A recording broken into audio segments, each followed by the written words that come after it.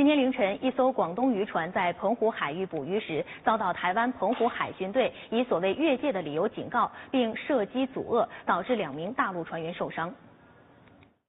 台湾澎湖第8海巡队6号凌晨在澎湖花屿海域以所谓越界捕鱼为由，对在该海域的大陆广东渔船南澳31049号实施射击遏阻，造成船上2名船员大腿和脚踝受伤。目前受伤船员已被送医治疗。